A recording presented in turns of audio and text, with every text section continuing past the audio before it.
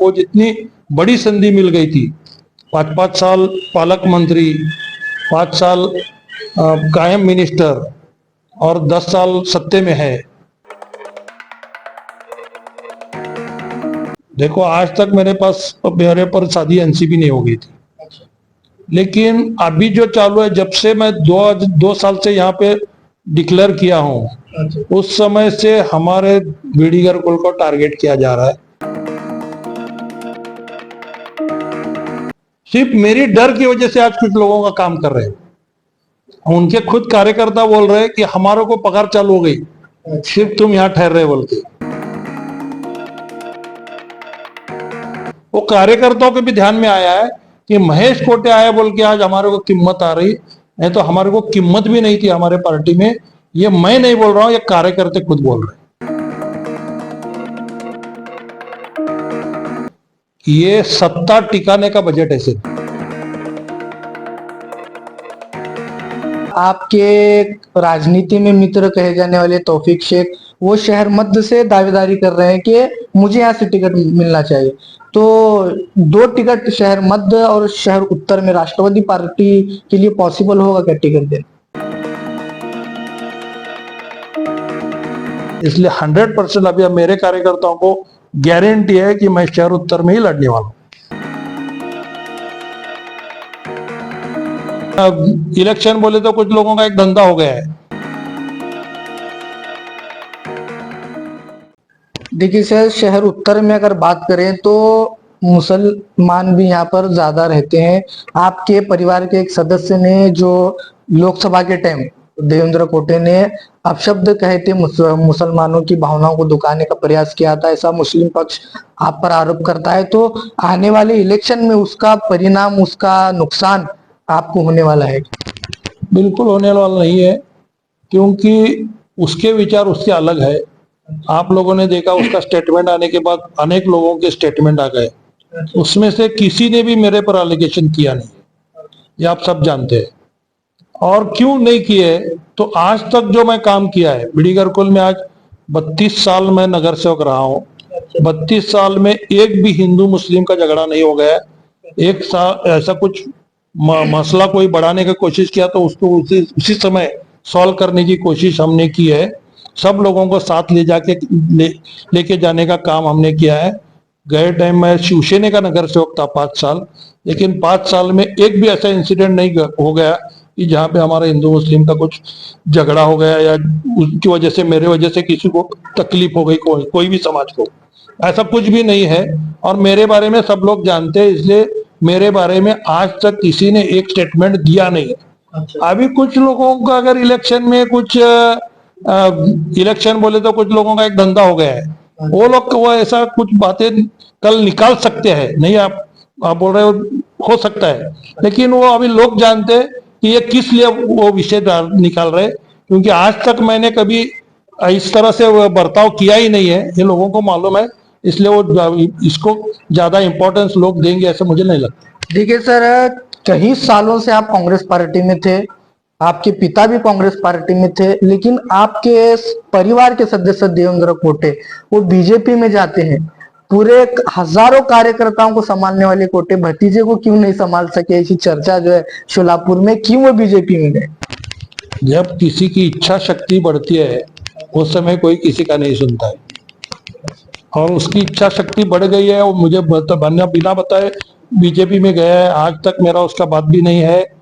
और उसको जाने के बाद वो दिल कैसे बोला है मुझे उसका पता नहीं है, उसको कोई बोलने लगाया है या उसने बोला है। मेरे ख्याल से आप उसका स्टेटमेंट लेंगे तो ज्यादा बेहतर रहेगा। देखिए सर, शहर उत्तर की अगर बात करें तो अपर कास्ट के लोग वहां पर जो है ज्यादा रहते हैं। ऐसे रुझान लगाए जाते हैं और चुनावी आंकड़े भी ये बताते हैं कि वो ज्यादातर भारतीय जनता पार्टी की ओर रहा है। तो उसको आप कैसे हैंडल करने वाले? देखो, यहाँ पे कायम कांग्रेस की सीट आती थी। गए 4-5 टर्म से अगर देखेंगे तो यहाँ का वातावरण बदल गया है। वो किसकी वजह से बदल गया है, कौन पार्टी को नुकसान किया है, ये सब लोग जानते हैं। यहाँ पे जिसका नेतृत्व था, उन्होंने जिस तरह से हैंडल करना चाहिए था, सब धर्म को लेके जाना चाहिए था, वो लेके नहीं गए। इसलिए लोग इधर उधर गए हैं और इस वजह से आज जातिवादी पार्टी यहाँ पे बढ़ गई है। तो ये आज कल का अगर इलेक्शन देखेंगे तो 50% से उनका लीड कम हो गया लोकसभा में।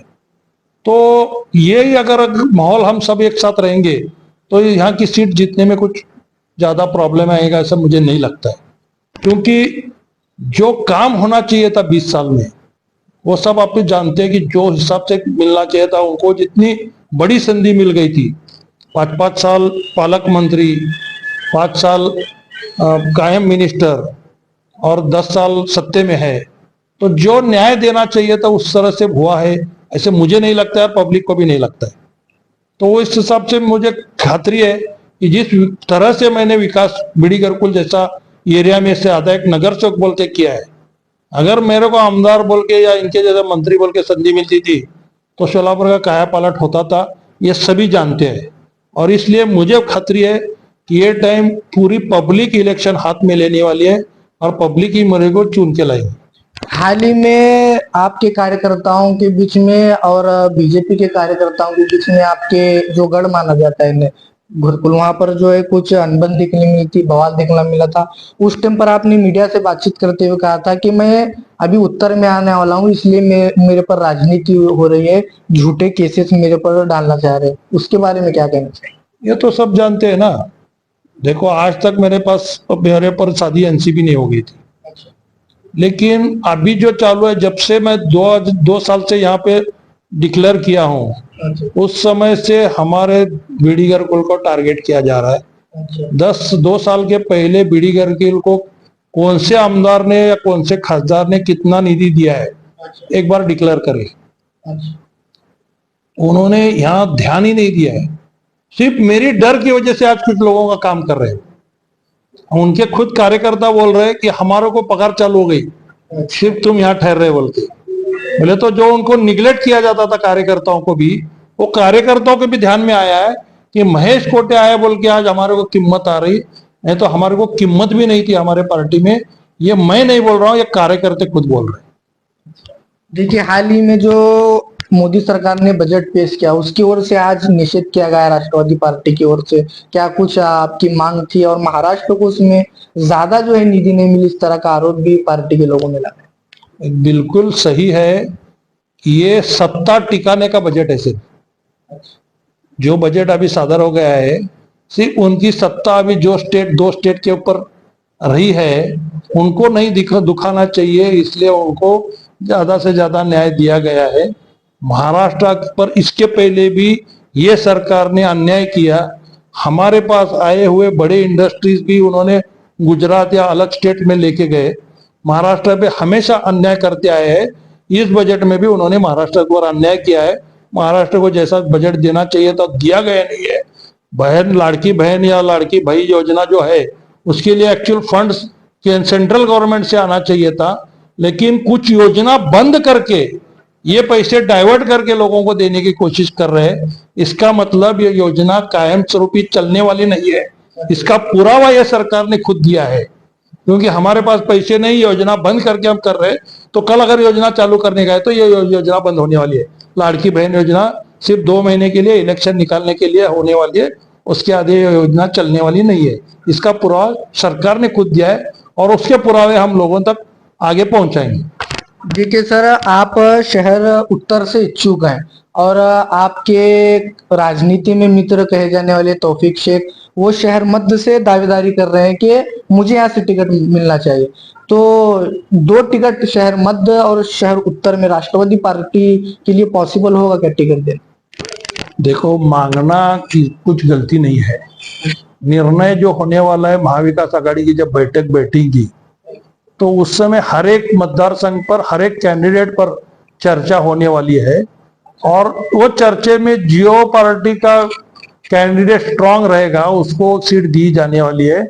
और उस हिसाब से आज उस पर बोलने का अधिकार मुझे नहीं है।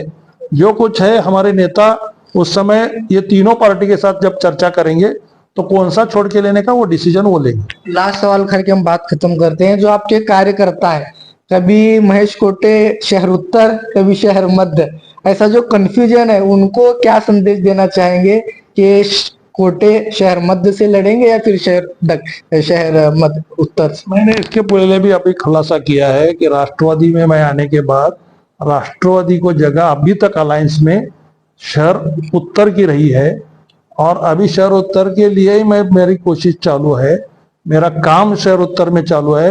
अजीत दादा ने बड़े पैमाने पे मेरे जो निधि दिया है, जब हमारे अलायंस आघाड़ी सरकार थी उस समय मुझे 15 करोड़ का निधि दिया है। कुछ निधि उसमें से रुकाया गया, लेकिन कुछ निधि के काम पूरे हो गए। 90% कुछ समाज मंदिर तैयार हो गए, और लोगों को पता है कि महेश कोटे अभी शहर उत्तर से लड़ने वाले हैं, इसलिए सब काम जो है शहर उत्तर में शुरू है। इसलिए 100% अभी अब मेरे कार्यकर्ताओं को गारंटी है कि मैं शहर उत्तर में ही लड़ने वाला हूँ। ये थे हमारे साथ महेश कोटे, जो माजी महापौर है। महापौर के पद को इन्होंने संभाला है।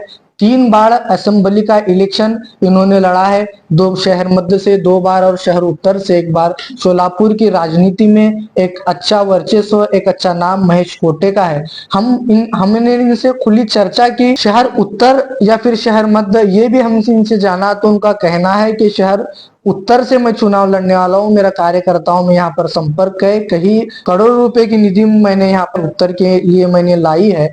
मैंने अपने कार्यकर्ताओं को, प्रभाग के जितने भी शहर उत्तर के लोग हैं, उनको मैं ये आह्वान करता हूँ कि मैं शहर उत्तर से ही चुनाव लड़ने वाला हूँ। लोक प्रधान न्यूज चैनल से मैनुद्दीन नदाब, कैमरामैन के साथ सोलापुर।